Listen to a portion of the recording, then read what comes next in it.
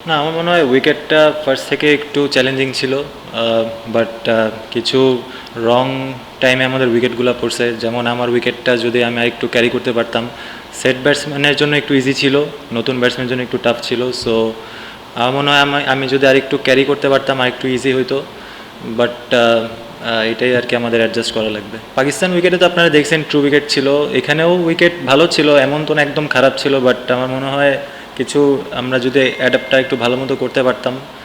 একটু চ্যালেঞ্জিং ছিল, বাট আমার মনে হয় এটা এক্সকিউজ দেওয়ার কিছু নেই, যেহেতু আমরা আমাদের দেশকে রিপ্রেজেন্ট করতেছি ন্যাশনাল টিমে। সো এখানে আমাদের সেই স্কিল সেট অবশ্যই আছে, বাট আনফর্চুনেটলি আজকে আমরা ভালো করতে পারিনি। না, উইকেট তো একটা ছিল, ঠিক আছে, একটা আইডিয়া ছিল যে কীরকম হতে পারে, বাট আজকে কিছুটা একটু বেশি আনইভেন হয়েছে। বাট আমার মনে হয় ওই এক্সকিউজ দিয়ে আসলে বাঁচার কোনো উপায় নেই। আমরা ম্যাচে ছিলাম অনেক, 25, 22, 23 ওভার পর্যন্ত আমরা ম্যাচে ছিলাম।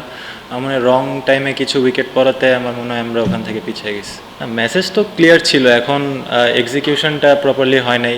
ওখানে যে কি চিন্তা করছে ব্যাটসম্যান, এটা ব্যাটসম্যানরাই বলতে পারবে, বাট আমার মনে হয় প্ল্যান ঠিকই ছিল যে হৃদয়কে খেলানোর, বাট আনফর্চুনেটলি হয়তো বা ওখানে এক্সিকিউট করতে পারেনি। অবশ্যই ইমপ্রুভ করার জায়গা আছে, বাট উইকেট একটু চ্যালেঞ্জিং ছিল। আমরা যদি আর একটু ইমপ্রুভ করতে পারি সেই জিনিসটা যেটা আপনি বললেন, অবশ্যই আমাদের টিমের জন্য ভালো। আমার মনে হয়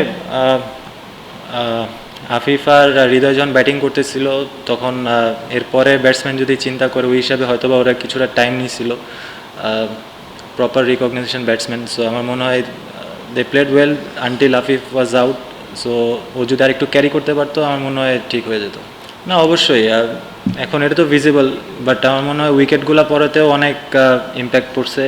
হৃদয় ছিল, যদি আমরা ব্যাটসম্যানরা যদি আর একটু ওকে সাপোর্ট দিতে পারতাম তাহলে হয়তো বা ইজি হতো।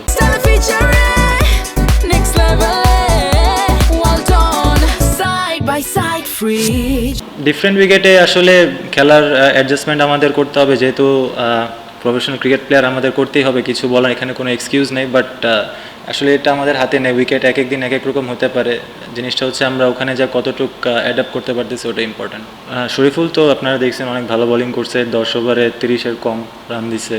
আমার মনে হয় ও কুইকলি অ্যাডজাস্ট করতে পারছে এই উইকেটে কীভাবে বল করা উচিত, আর হোপফুলি সে সামনে আরও ভালো করবে। না, অবভিয়াসলি, বাট যতই জানুক টিম প্লেয়ার কে কী খেলতেছে, বাট আমার মনে হয় সবাই প্রিপেয়ার থাকে খেলার জন্য। সো ওর প্রিপারেশানটা নিয়ে রাখছিল আগে থেকে। না, অবভিয়াসলি হতেই পারে, ক্যাচ মিস যেহেতু হয়েছে ওখান থেকে কিছু রান অ্যাড হয়েছে। যদি ক্যাচগুলো হইতো, এক্সিকিউশন যদি প্রপারলি হতো আরও রান কম হতো। So part of game. আর যেহেতু ক্যাচ মিস হয়েছে এটা একটা মিস্টেক। না, আমার মনে হয় ব্যাকআপ টিম আসছে না কি আসছে এটা জানি না, নিউজিল্যান্ডে ন্যাশনাল টিম খেলতেছে এটা আমরা জানি।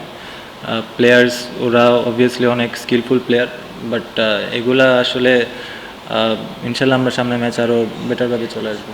প্রেশার না, আসলে প্র্যাকটিস ম্যাচে আমি ভালো ফিল করতেছিলাম, ব্যাটিং খুব কমফোর্টেবল লাগতেছিল। সো ওরকম কোনো প্রেশার ছিল না, বাট এখানে যদি আমি আর একটু ক্যারি করতে পারতাম টিমের জন্য অনেক হেল্পফুল হতো।